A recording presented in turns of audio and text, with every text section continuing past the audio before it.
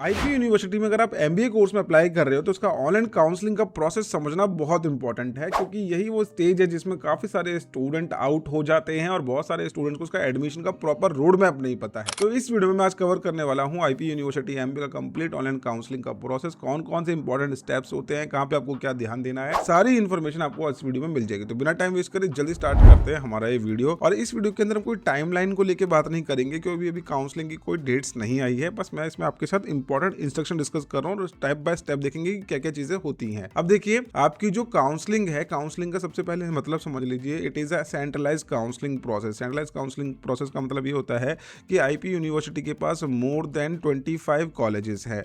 अब 25 कॉलेजेस में आपको डायरेक्ट एडमिशन नहीं मिलता, you have to register for their online counselling, जिसके अंदर आप यहाँ पे चॉइस फिलिंग करेंगे। इन 25 कॉलेजेस के नेम देंगे प्रायोरिटी ऑर्डर के अंदर कि किस कॉलेज में आप एडमिशन लेना चाहते हो, नंबर 1 2 3 4 5 किस पे अपना नंबर रखना चाहते हो, उसके अकॉर्डिंग आपको यहाँ पे काउंसलिंग अटेंड करनी होती है। बेसिकली काउंसलिंग का प्रोसेस कह सकते हैं कि आपको एक सेंट्रल पोर्टल से इतने सारे कॉलेजेस में अप्लाई करने का मौका मिलेगा, जैसे अभी मैं आपको डिटेल में समझा दूंगा। अब इसमें एलिजिबल कौन कौन स्टूडेंट है। पहला नंबर वो जो स्टूडेंट कैट के थ्रू अप्लाई कर रहे हैं, कैट का एग्जाम दिया सेशन 2025 के अंदर, और यहाँ पे आपकी फर्स्ट प्रायोरिटी रहने वाली है, यानी कि सबसे पहले इन्हीं की काउंसलिंग होगी, सबसे पहले इनके एडमिशन क्लोज होंगे, उसके बाद बाकी लोगों का नंबर आता है। दूसरा है सीमेट का। सीमेट 2026 आपका अगर आपने दिया है तो उसके बेसिस पे आपको वैकेंट सीट में एडमिशन मिल जाएगी। प्राइमरी एडमिशन का जो प्रोसेस है, प्राइमरी समझ लीजिए कि यूनिवर्सिटी का कहने का मतलब ये है कि हम यहाँ पे एडमिशन लेते हैं कैट के बेसिस पे। सीटें खाली रहती हैं तो हम देते हैं सीमेट और सीईटी के बेसिस पे। लेकिन क्या हुआ कि ओवर द टाइम पीरियड से 2019 में ये चीज़ इंप्लीमेंट करी गई थी, तो उस दौरान स्टूडेंट्स को पता ही नहीं था कि भैया कैट क्या होता है, कैट के थ्रू अप्लाई करना पड़ेगा आईपी यूनिवर्सिटी में, क्योंकि पहले से ही अपना एमबीए का एंट्रेंस एग्जाम कनेक्ट करवाते आ रहे थे। लेकिन उस दौरान यूनिवर्सिटी ने जब ये डिसीजन लिए, उसके बाद देखा गया कि बहुत डाउनफॉल आया एडमिशंस के अंदर। एमबीए के जो नंबर ऑफ एडमिशंस थे, जहां पे number of CET appearing student थे 6000 7000 स्टूडेंट अपीयर करते थे, ओवर द टाइम पीरियड वो 2500 2000 ऐसे रह गए। इसके बाद क्या हुआ, कैट के आने की वजह से सारी चीजें होने लगी, क्योंकि इनका रिजल्ट आया था जनवरी के अंदर, और जनवरी से लेके जून तक, मई तक इनके पास काफी सारे ऑप्शन हो जाते हैं, बहुत सारी जगह से इनके पास कॉल आ रहे होते हैं या फिर इनके अलग अलग टारगेट्स होते हैं। ऐसे में आईपी यूनिवर्सिटी पे फोकस रखवाना बहुत डिफिकल्ट होता है स्टूडेंट के लिए। लेकिन जो स्टूडेंट चाहता है कि मैं आईपी में ही अप्लाई करूं, वो यहाँ पे कैट के बेसिस पे जरूर अप्लाई करे।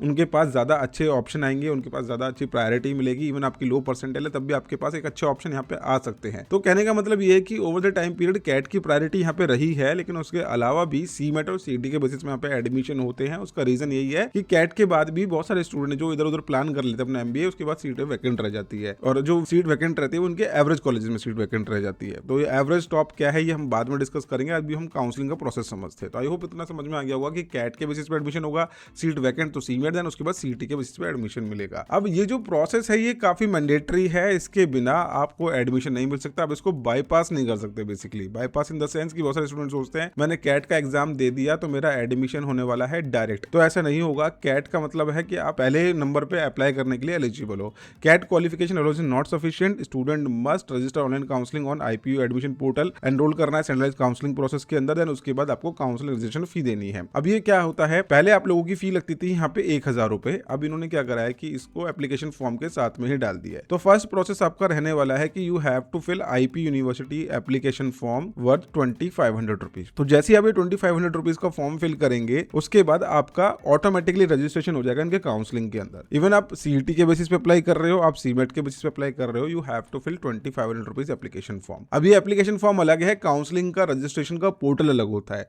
तो उसके लिए आपको प्रॉपर डेट्स दी जाएंगी कि इस पर्टिकुलर डेट पे ऑनलाइन काउंसलिंग का रजिस्ट्रेशन स्टार्ट हो गया है, आपको उसमें रजिस्ट्रेशन करनी होती है। अब रजिस्ट्रेशन में बेसिकली आपको अपनी ग्रेजुएशन की डिटेल डालनी पड़ती है। अगर आप अपीयरिंग तो आप अपीयर कर देंगे, नहीं तो आप क्या करेंगे उसमें अपने ग्रेजुएशन की डिटेल मेंशन कर देते हैं। तो इस तरीके से आपका रजिस्ट्रेशन होगा। तो फर्स्ट स्टेप आपका होने वाला है ऑनलाइन रजिस्ट्रेशन, जिसमें आपको पर्सनल डिटेल्स, एकेडमिक क्वालिफिकेशन और कैट की परसेंटाइल इन्फॉर्मेशन देनी होती है, कैट का स्कोर कार्ड, ये सब आपको डालना पड़ता है। सेकंड स्टेप होता है, जैसे आपने रजिस्ट्रेशन करा तो उसमें आपकी काउंसलिंग की एनरोलमेंट हो गई। ठीक है, काउंसलिंग की एनरोलमेंट के अंदर आपको एमबीए के अंदर पार्टिसिपेशन आपको कंफर्म करना पड़ेगा। जी हाँ, मैं रजिस्ट्रेशन कर रहा हूँ काउंसलिंग के अंदर। जैसे कि मैंने आपको बताया था, पहले आपने एप्लीकेशन फॉर्म फिल करा 2500 रुपए का, दूसरा आपने क्या करा, काउंसलिंग के अंदर एनरोलमेंट कर लिया। तीसरा स्टेप हो जाएगा आपका चॉइस फिलिंग का। अब इस चॉइस फिलिंग में आपको सारे के सारे कॉलेजेस की लिस्ट दिखा दी जाएगी कि भाई ये सारे कॉलेजेस है जो पार्टिसिपेट कर रहे हैं। मैं आपको कॉलेजेस की लिस्ट भी दिखा देता हूँ एक बार चल के। तो देखिए, ये है यूनिवर्सिटी की ऑफिशियल वेबसाइट और मैंने आप लोगों के लिए पहले से ही लिस्ट निकाल रखी थी कॉलेजेस की। तो ये कॉलेजेस की लिस्ट है जहाँ पे आप पार्टिसिपेशन करेंगे अपना, ठीक है। तो ये सारे कॉलेजेस इनके नाम आपको देखने को मिल जाएंगे। अपने प्रेफरेंस प्रायोरिटी अकॉर्डिंग अपने कॉलेजेस को ऊपर से नीचे अरेंज कर लेंगे कि आप फर्स्ट नंबर पे किस कॉलेज को रखना चाहते हैं, सेकंड पे किसको रखना चाहते हैं। इस तरीके से आपको प्रॉपरली अपनी शीट बना के देनी होती है, प्रेफरेंस शीट बोलते हैं बेसिकली इसको। तो अगर आपने कैट का एग्जाम दे दिया है और आप कंफ्यूज हो कि किस तरीके से आपको यहाँ पे अप्लाई करना है, काउंसलिंग का प्रोसेस क्या रहता है, कौन कौन से कॉलेज आपको मिल सकते हैं कैट के थ्रू, कैसे आपको काउंसलिंग में आगे बने रहना है, कौन सा कॉलेज आपके सुटेबल रहेगा, तो उसके लिए आप हमारा एडमिशन सपोर्ट भी ले सकते हो। पेड प्रोग्राम है, अगर आपको 1-on-1 मेंटरशिप चाहिए इसके अंदर। इवन अगर आप MBA CET के थ्रू अप्लाई कर रहे हैं तो हमारे पास रिकॉर्डेड और लाइव बैचेस सबके लिए अवेलेबल है। ये हमारा रिकॉर्डेड बैच है और इसके अलावा हमारा MBA का लाइव बैच है जिसमें हमारी आज की डेट में डेली क्लासेस हो रही है और इसके थ्रू आप लोगों को काफी अच्छी प्रिपरेशन मिलेगी। टिल दी एंट्रेंस एग्जाम आपके पास लाइव क्लासेस की एक्सेस रहने वाली है, PYQ हम कवर कर रहे हैं और बहुत डिटेल में एडमिशन सपोर्ट भी हम इसमें आपको इंक्लूड करके दे रहे हैं बेसिकली। तो ये हमारा MBA CET का बैच है, इसको आप एनरोल कर सकते हैं। बाकी कॉलेजेस की लिस्ट रहने वाली है जो आप अपनी चॉइस फिलिंग में डालने वाले हैं। फाइन, चलिए आप समझते हैं काउंसलिंग का प्रोसेस। अब आपने कॉलेजेस की लिस्ट तो देख ली कि भाई ये सारे कॉलेजेस है जो पार्टिसिपेट कर रहे हैं। अब यहाँ पे आपको अपनी प्रेफरेंसेस डालनी है। प्रेफरेंस बहुत ज्यादा इंपॉर्टेंट चीज है। यहाँ पे आपने अगर रैंडमली डाल दिया तो ये बहुत गलत हो जाएगा। इससे क्या होगा कि कोई भी कॉलेज अलॉट हो जाएगा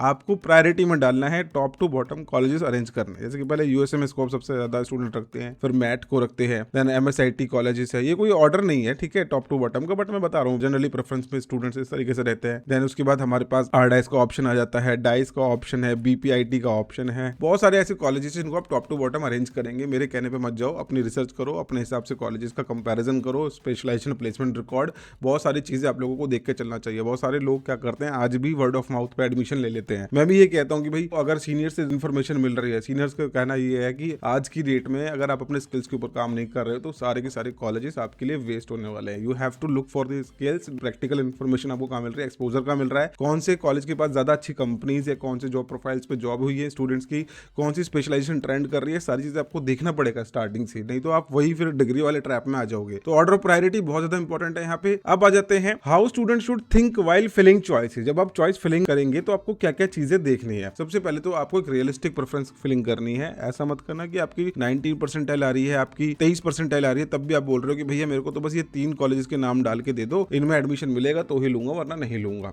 तो मैं बहुत बार कह चुका हूँ स्टूडेंट्स को कि अगर आपको स्ट्रेटेजी बनानी है तो सबसे पहले मैक्सिमम नंबर ऑफ चॉइसेस डालनी है ताकि आपको कॉलेज में एटलीस्ट अलॉटमेंट मिल जाए। अलॉटमेंट के बाद आगे जाके आप अपग्रेडेशन के लिए अप्लाई कर सकते हैं। तो इस तरीके से आपको रखना पड़ेगा। दिल्ली कोटा और आउटसाइड दिल्ली कोटा होता है इसके अंदर, तो आपको कंसीडर करके चलना है। 85% आपका दिल्ली स्टूडेंट्स के लिए, 15% आउटसाइड दिल्ली के लिए है। तो यहाँ पे आपको बिल्कुल एक्यूरेट इन्फॉर्मेशन डालनी है अपने रीजन की और मल्टीपल इंस्टीट्यूट्स को आपको प्रेफरेंस लिस्ट में रखना ही रखना है। स्टेप 4 होने वाला है मेरिट बेस्ड सीट अलॉटमेंट, यानी कि कैट की ओवरऑल परसेंटाइल देखी जाएगी, कैटेगरी एंड रीजन के बेसिस पे आपको अलॉटमेंट मिलेगी, सीट अवेलेबल है या नहीं इस कॉलेज में देखा जाएगा। चॉइस प्रेफरेंस ऑर्डर भी यहाँ पे मैटर करता है क्योंकि जो टॉप के कॉलेजेस हैं ऑब्वियसली बात है स्टार्टिंग के 200-300 स्टूडेंट उन्हीं का नाम डालने वाले हैं, है ना। और ऐसे भी मैंने स्टूडेंट्स देखे जिनका कहना होता है अगर ये नहीं मिला तो मैं तो भैया यूनिवर्सिटी में एडमिशन के लिए अप्लाई ही नहीं करूंगा। तो बहुत सारी चीजें होती हैं, ठीक है, फैक्टर्स बहुत सारे वेरी करते हैं जब आप अलॉटमेंट देखने जाएंगे। देन जैसे ही आपको अलॉटमेंट मिल गया, जैसे कि आपने 1 2 3 4 5 इस तरीके से अलॉटमेंट करी तो आपको 4th नंबर का कॉलेज मिल गया। अब अलॉटमेंट मिलने के बाद आपके पास 2 ऑप्शन होने वाले हैं, ठीक है।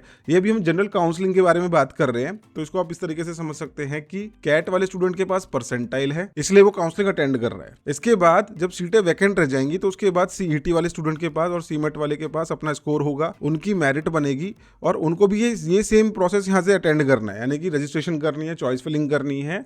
उसके बाद यहाँ पे सारी चीजें सबके लिए सेम होती नजर आएंगी आपको। ये जो सीट एक्सेप्टेंस है ना, यहाँ पे सारे सीन है, जब आपके चल रहे होगी तो आपके सामने भी सब चीजें आएंगी। तो सीट एक्सेप्टेंस का मतलब ये है कि आप उस कॉलेज को जो आपको अलॉट करा गया है, यहाँ पे 2 केस बनते हैं बेसिकली, एक अलॉटेड का, दूसरा नॉट अलॉटेड का। अगर आपको अलॉटमेंट मिल गई है तो आपसे पूछा जाएगा कि आप सीट एक्सेप्ट करना चाहते हो, आप आगे काउंसलिंग के अंदर इस कॉलेज को लेके आगे बढ़ना चाहते हो, क्योंकि अब यहाँ पे आपको काउंसलिंग में बना रहना है। अगर अलॉटेड हो गई है तो यू हैव टू पे 96,000 रुपीज। यहाँ पे आपको अपनी ऑनलाइन फीस पे करनी होती है, पार्ट एकेडमिक, जो कि कॉलेज की फीस का पार्ट होता है। ये एक्स्ट्रा नहीं है, कॉलेज की फीस का पार्ट होता है। बाद में जब आप रिपोर्टिंग के लिए जाओगे तो ये पैसा आपका डिडक्ट हो जाएगा आपकी फीस के अंदर से। फाइन।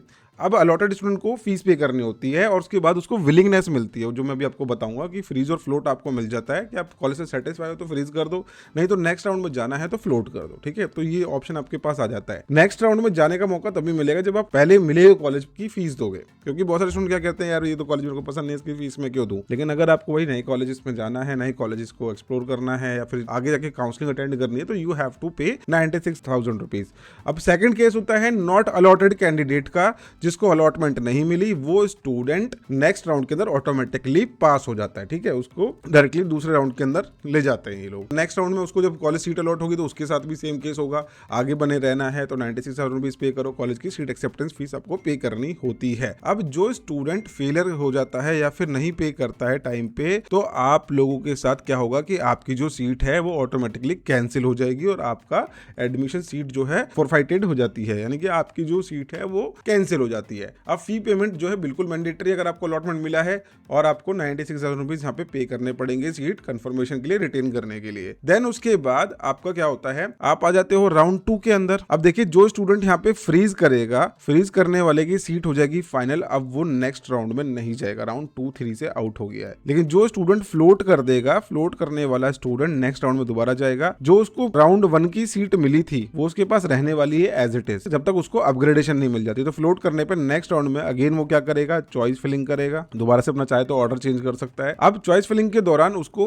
1, 2, 3, 4, 5 उसको अगर 4th नंबर का कॉलेज राउंड 1 में मिल गया था और नेक्स्ट राउंड में उसको नंबर 2 का कॉलेज मिल गया, तो ये जो 4 नंबर वाला है इसका सीट हट जाएगी और 2 नंबर का उसको कॉलेज मिल जाएगा। अब यहाँ पे भी दोबारा उससे बोला जाएगा भैया फ्रीज या फिर फ्लोट। अब फ्लोट करेगा तो नेक्स्ट राउंड में उसको हो सकता है कि नंबर 1 का कॉलेज वो मिल जाए और फ्रीज करेगा तो हो सकता है कि नंबर 2 उसका वहीं पे फिक्स हो जाएगा। ठीक है, तो इस तरीके से आपका जो प्रोसेस है वो चलता रहता है, कंटिन्यूस प्रोसेस होता है। इस तरीके से राउंड 1, 2, 3 होते हैं और 3 के बाद आपका स्पॉट राउंड आता है। स्पॉट राउंड में पहले कैट वालों से पूछा जाएगा, उसके बाद डायरेक्टली सीमेट और सीईटी वाले स्टूडेंट्स को लेके आ जाते हैं। तो वहां पे जितनी भी वैकेंट सीट्स बनेगी, बहुत सारे स्टूडेंट के डॉक्यूमेंट्स जो है प्रॉपर नहीं होंगे, उस टाइम पे वेरिफिकेशन नहीं हो पाई होगी या फिर रिपोर्टिंग नहीं कर पाए होंगे, तो उन स्टूडेंट की जो वैकेंट सीट होगी वो सीईटी और सीमेट वाले स्टूडेंट्स को बेसिकली दी जाएगी। अब क्या होगा, टॉप कॉलेज में सीटें आती हैं, वैकेंट आती है, तो वहां पे आप अप्लाई कर सकते हैं। अगर आपका जो है बॉर्डर लाइन है कैट की परसेंटाइल, तो आपको definitely CET as a backup option लेके चलना चाहिए। अब नेक्स्ट वीडियो में आप लोग के लिए वही लेके आ रहा हूं कि आईपीयू सीईटी वर्सेस कैट, आपको क्या करना चाहिए अगर आपने कैट दिया है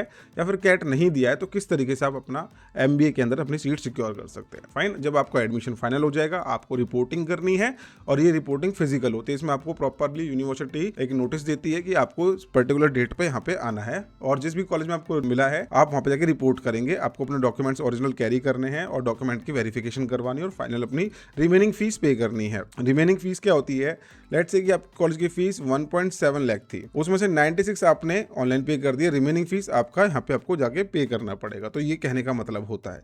अब जब आप रिपोर्टिंग करेंगे तो वहाँ पे डॉक्यूमेंट के रिक्वायर्ड रहेगा, आपको कैट का स्कोर कार्ड लेके जाना है अगर आप कैट के बेसिस पे अप्लाई कर रहे हो। अगर आप सीमेट के बेसिस पे अप्लाई कर रहे थे या फिर सीटी के बेसिस पे आपको सीट मिली है तो आपको इनका स्कोर कार्ड लेके जाना पड़ेगा। ग्रेजुएशन की marksheet, degree certificate, category region certificate आपको लेके जाना है। अगर आपने किसी कैटेगरी के लिए अप्लाई करा था, काउंसलिंग का अलॉटमेंट लेटर आपको लेके जाना पड़ेगा। आपने जो ऑनलाइन फी पेमेंट करी है 96,000 की, उसका भी आपको प्रिंट आउट लेके जाना है। सारी चीजें आपके पास होनी चाहिए, ये बेसिकली आपके पास होना चाहिए। डॉक्यूमेंट अगर आपके पास मिसिंग है तो आपका एडमिशन कैंसिल हो सकता है। तो आपको पहले से अपने डॉक्यूमेंट्स को प्रिपेयर करके चलना है, तभी आप यूनिवर्सिटी के अंदर अपना एडमिशन सिक्योर कर सकते हैं। अब कुछ कॉमन मिस्टेक्स हैं जो स्टूडेंट काउंसलिंग के दौरान कर जाते हैं, मैंने आपके लिए लिख दिए हैं, आप पर ध्यान जरूर देना। तो यहाँ पे आपको लेट रजिस्ट्रेशन अवॉइड करना है, स्टूडेंट को ऑन टाइम अपना एप्लीकेशन फॉर्म फिल करना चाहिए, बिल्कुल टाइम के साथ करना चाहिए। यहाँ पे आपको सिंगल इंस्टीट्यूट प्रेफरेंस अवॉइड करनी है, आपको मल्टीपल कॉलेजेस का सिलेक्शन करके चलना है ताकि आपको एटलीस्ट एक कॉलेज में अलॉटमेंट मिल जाए और अलॉटमेंट मिलने के बाद आप उसमें जाके आगे अपग्रेड कर सके। Ignoring region and category rules, बहुत सारे स्टूडेंट इग्नोर कर जाते हैं, उनको लगता है कि भाई ऐसे ही पूछ रहे होंगे आउटसाइड दिल्ली या फिर दिल्ली कैंडिडेट है। इसका बहुत ही ज्यादा मीनिंग होता है काउंसलिंग के अंदर। अगर आपको गलत रीजन में अलॉटमेंट मिल गई तो आपका एडमिशन आगे जाके कैंसिल हो जाएगा। रिपोर्टिंग टाइम पे ना करना, डेडलाइन को मिस कर देना, ये भी बहुत नेगेटिव स्टेप हो सकता है। इसलिए मेक श्योर कि अपना काउंसलिंग के दौरान सारी चीजों के टाइम पे एक्टिव रहना बहुत जरूरी है। इन सब के लिए प्रॉपर डेट्स आती है, अभी हम डेट को लेकर बात नहीं कर रहे हैं, ठीक है। प्रॉपर यूनिवर्सिटी नोटिफिकेशन निकालती है, इसलिए काउंसलिंग का जो प्रोसेस है काफी कॉम्प्लेक्स लगता है स्टूडेंट्स को, क्योंकि अलग अलग डेडलाइंस आती रहती है through out the admission counselling process. जैसे कि आपका ऑनलाइन काउंसलिंग का रजिस्ट्रेशन के लिए डेट्स अलग आएंगी, फिर उसके बाद चॉइस फिलिंग की डेट अलग आती है। चॉइस फिलिंग के बाद आप लोगों का रिपोर्टिंग की टाइम अलग होती है, फ्रीज करने की डेट अलग होती है, स्पॉट राउंड की डेट अलग होती है। तो ये portal time to time open होता रहता है, बंद होता रहता है। अगर आपने राइट टाइम पर राइट चीज़ नहीं करी तो काउंसलिंग से आउट हो जाओगे। तो मेरे ख्याल से आप लोगों को काउंसलिंग की बहुत सारी इन्फॉर्मेशन आज इस वीडियो के अंदर मिल गई है। बाकी एक वीडियो में तो आपको इतना सारा कुछ समझ में नहीं आएगा। जब ये काउंसलिंग का प्रोसेस चल रहा होगा उस टाइम पे आप लोगों को लगेगा कि भाई क्या माहौल है, क्या काउंसलिंग चल रही है। इस टाइम पे स्टूडेंट को हर दिन कुछ नई अपडेट्स आती रहती है उस टाइम पे, बट ये बहुत ही राइट टाइम है एक स्ट्रैटेजी बनाने का, एक बैकअप ऑप्शंस बनाने का। अगर आपने इस वीडियो को यहाँ तक देख लिया दैट मीन्स कि आप काउंसलिंग के अंदर बहुत अच्छे से अपना एक्टिवनेस दिखाने वाले हो, अपने काउंसलिंग बहुत अटेंटिव होकर अटेंड करने वाले हो। तो मैं आप लोगों को proper guidance time to time दे रहा हूँ। अगर आप IPU CT के थ्रू अप्लाई करने जा रहे हो तो हायर एजुकेशन की एप्लीकेशन डाउनलोड कर लो, हमारा लाइव बैच चल रहा है, बहुत आपके लिए यूजफुल रहेगा। तो ये सारी इन्फॉर्मेशन आप लोगों को टाइम टू टाइम मिलती रहेगी। IPU CT की कंटेंट, MBA, IPU CT और CMAT सब कुछ आपको यहीं पे मिलेगा। बस आप चैनल में बने रहिए। सो आई होप ये वीडियो आप लोगों को यूजफुल लगी। वीडियो यूजफुल लगी तो लाइक जरूर करना। मिलते हैं नेक्स्ट वीडियो के अंदर। Bye bye, take care, thank you so much.